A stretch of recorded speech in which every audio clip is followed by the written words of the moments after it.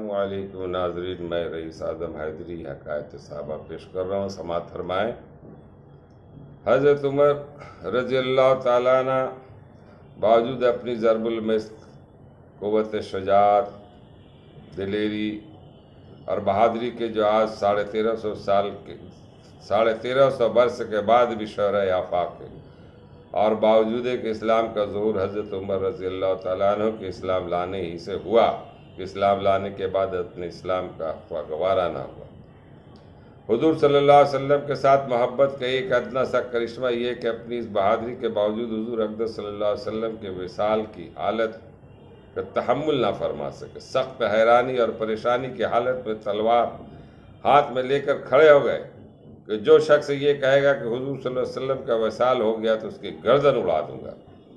حضور اقدس صلی اللہ علیہ وسلم تو اپنے رب کے پاس تشریف لے گئے ہیں، جیسا کہ حضرت موسیٰ علیہ السلام نبینا علیہ السلام تو طور پر تشریف لے گئے تھے. ان قریب حضور واپس تشریف لائیں گے اور ان لوگوں کے ہاتھ پاؤں کاٹ دیں گے جو حضور صلی اللہ علیہ وسلم کے انتقال کی جھوٹی خبر اڑا رہے ہیں.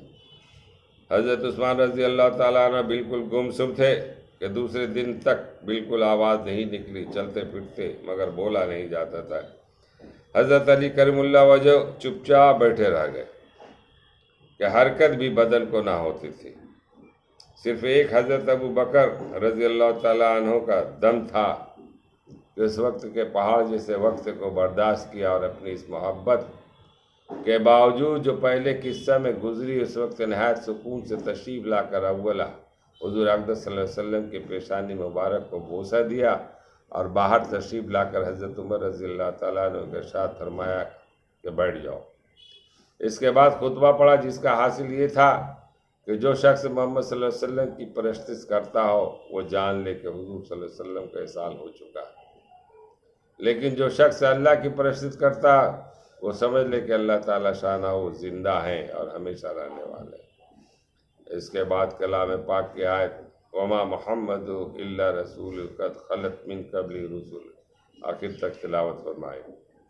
ترجمہ: محمد صلی اللہ علیہ وسلم میرے رسول ہی تو ہیں، خدا تو نہیں جس پر موت وغیرہ نہ آ سکے.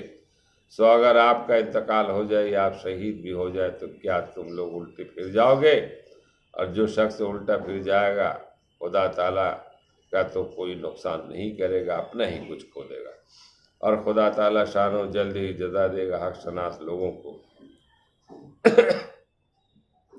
فائدہ: چونکہ اللہ جل شانہ کو حضرت ابو بکر صدیق رضی اللہ تعالیٰ عنہ سے خلافت کا اہم کام لینا تھا، اس لیے ان کی شایان اس وقت یہی حالت تھی. اسی وجہ سے اس وقت جس قدر استقلال اور تحمل حضرت صدیق اکبر رضی اللہ تعالیٰ عنہ میں تھا کسی میں بھی نہ تھا، اور اس کے ساتھ ہی جس قدر مسائل دفن و میراث وغیرہ کے اس وقت کے مناسب حضرت صدیق اکبر رضی اللہ تعالیٰ عنہ کا معلوم تھا، مجموعی طور پر کسی کو بھی معلوم نہ تھا.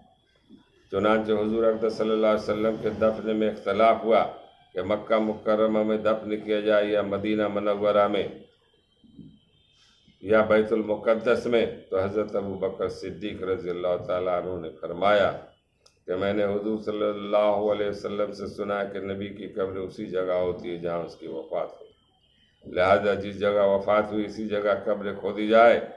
آپ صلی اللہ علیہ وسلم نے فرمایا کہ میں نے حضور صلی اللہ علیہ وسلم سے سنا ہے کہ لوگوں یعنی انبیاء کا کوئی وارث نہیں ہوتا، جو کچھ ہم چھوڑتے ہیں وہ صدقہ ہوتا ہے. آپ نے فرمایا میں نے حضور صلی اللہ علیہ وسلم سے سنا ہے جو شخص مسلمانوں کی حکومت کا متولی بنے اور وہ لاپرواہی سے کوتاہی کرتے ہوئے کسی دوسرے کو امیر بنائے اس پر لعنت ہے. نیز حضور صلی اللہ علیہ وسلم کا ارشاد کہ قریشی ثمر یعنی سلطنت کے متولی وغیرہ وغیرہ. اللہ تعالی ہم لوگوں کو پڑھنے اور سننے سے زیادہ عمل کرنے کی توفیق عطا فرمائے. ایک ایک بات بہت قیمتی ہے، اس پر عمل کیا جائے. میں رئیس اعظم حیدری، کولکتہ، انڈیا سے. السلام علیکم ورحمۃ اللہ.